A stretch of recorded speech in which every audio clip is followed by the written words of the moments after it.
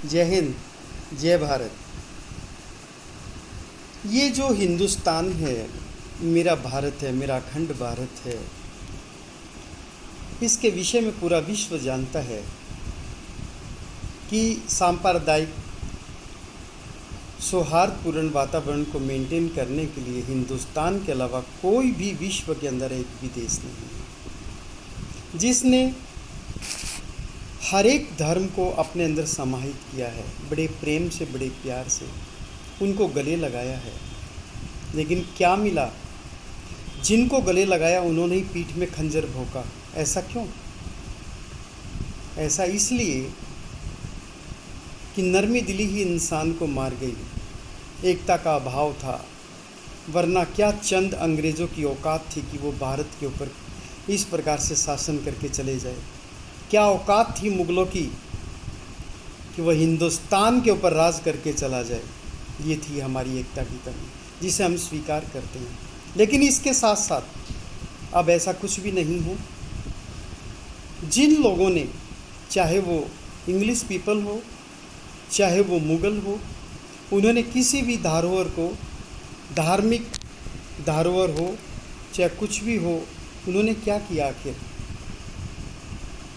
वहाँ की जो संस्कृति है, संस्कृति की जो चिन्ह है, मंदिर, उनको नष्ट भ्रष्ट करके संपूर्ण रूप से करते तो आज ये सब बात नहीं उठती। लेकिन उन्होंने बहुत अच्छा किया जो भी किया। वो सोचा बेवकूफ़ लोग हैं, इनको क्या पता कि ऊपर से एक इस पे ढांचा कुछ और पहरा दिया जाए तो वही सदियों तक चलता रहेगा। कभी ना कभी बड़े बुज़ुर्गों ने कहा है कि आप किसी भी समुद्र में जाकर, कितनी गहराई में जाकर आप गैस छोड़ने की कोशिश करें, थोड़ी सी भी मुंह से आप बुलबुला छोड़ें, वो सतह के ऊपर आके फूटता है। बेशक उसमें देरी लग सकती है, लेकिन सतह के ऊपर आएगा और फूटेगा। और वही अब हुआ है कि जो किए हुए कुकृत्य थे उनके, वो सामने आ रहे हैं।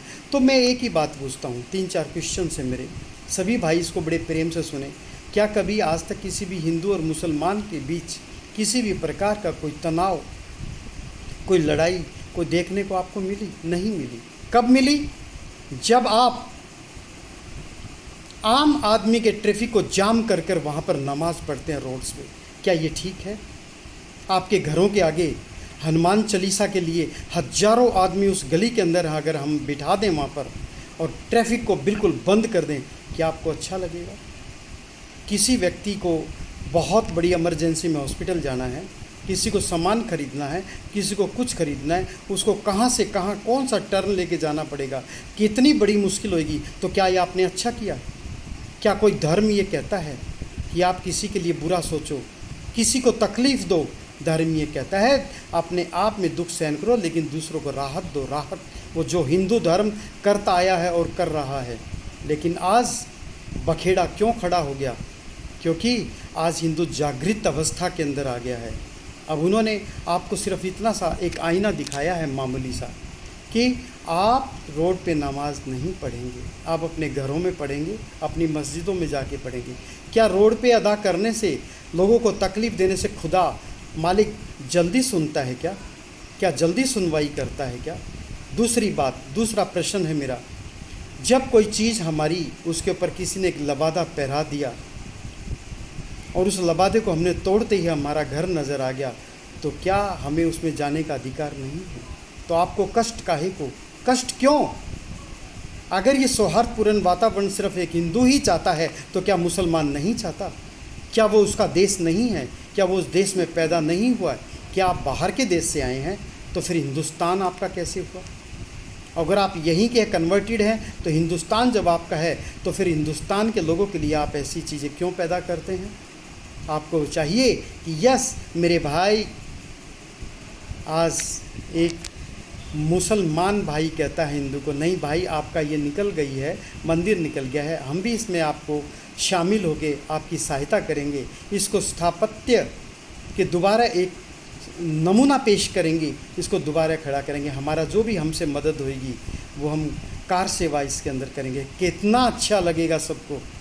कितना सौहार्दपूर्ण वातावरण बनेगा इसके लिए कभी सोचा आपने इस चीज़ के लिए? आपने तो ये सोचा है कि ये अंदर से मस्जिद निकल गया है। नहीं, ये तो रातों रात किसी ने पैदा कर दिया, बीजेपी ने और आरएसएस ने रातों रात शिवलिंग को वहाँ पे खड़ा कर दिया है, जबकि ये फव्वारा था तो रातों रात खड़ा कर दिया है। तो विश्व के अन्य कोणों में ऐसा क्यों नहीं हुआ? बताएं ज़रा, सोचें इस बात को। क्या किसी भी हिंदू भाई ने आपके घरों के आगे या किसी प्रकार से बहुत बड़े बड़े लाउड स्पीकर आपकी नींद हराम करने की कोशिश की है? नहीं की ना। लेकिन आज इतना सा कह दिया गया है कि इससे नींद खराब होती है। अब क्योंकि चौंकने का वक्त आ गया, जागने का वक्त आ गया और जाग चुका है हिंदू, तब उसने ऐसा कह दिया। तो आपको गलत नहीं लगना चाहिए, आपको इसमें सहायता करनी चाहिए कि नहीं, आप ठीक कह रहे हैं। उसके लिए चाहे वो हिंदू ही क्यों ना हो, हिंदू के मंदिर ही क्यों ना हो, अगर आपकी नींद में भी खलल पड़ता है तो हमने माइक, उत्तर प्रदेश से एक उदाहरण है, वो माइक हमने मंदिरों से भी हटा दिए हैं, तो आपको हटाने में भी आपत्ति नहीं होनी चाहिए। ये कहते हैं सौहार्दपूर्ण वातावरण। और दूसरा, अगर ये सोच के चलेंगे हिंदू 2 और हमारे 20, तो देखते हैं क्या होगा। भूल जाएं इस बात को दिमाग से निकाल दे कि कभी भी अशांति से शांति उत्पन्न हो सकती है। क्या अशांति से सिर्फ अशांति ही उत्पन्न होगी, शांति नहीं हो सकती। इसलिए इस बात को आप ध्यान में रखें और इसकी बहुत अच्छी प्रकार से सोच विचारें। और फिर ये हमारे